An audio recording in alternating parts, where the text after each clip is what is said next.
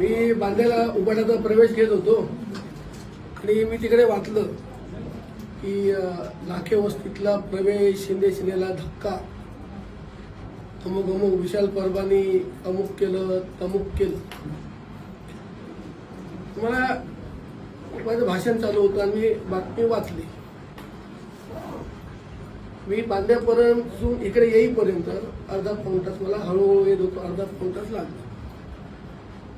मला मी त्याच्यावर काय प्रतिक्रिया दिली नाही. मला काही लाखे वस्तीतनं माझ्या बांधवांचे फोन आले की आम्हाला फसवून ऑफिसचं उद्घाटन आहे म्हणून सांगून घेऊन गेले आणि आमच्या गळ्यात भाजपची माळ घातली.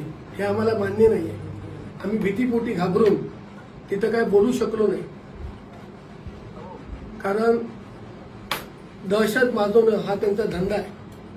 बॉडीगार्ड बरोबर फिरून दहशत माजवणे हे विशाल परबला सांगू इच्छितो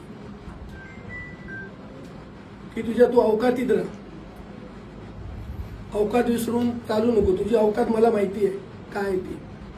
सातबारा बदलण्या इतपत सावंतवाडी शहरातली नागरिक बदलणं सोपं नाहीये.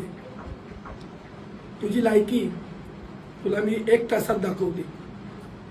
आता समोर जी मंडळी तू प्रवेश करून घेतली होती 1 तासापूर्वी, ती मंडळी आता परत सगळीकडे आलेली आहेत आणि तुझा कारनामा, तुझे जे कोण फंटर आहेत त्यांनाही सांग नाटकं करू नको. उगाच धक्का बिक्का काही पत्र लिहिलंय, धक्का बिक्का तुला असा धक्का देईन तुला माणगाव खोऱ्यात जावं लागेल. तुझे सगळे कारनामे माझ्याकडे पुराव्यासकट आहेत.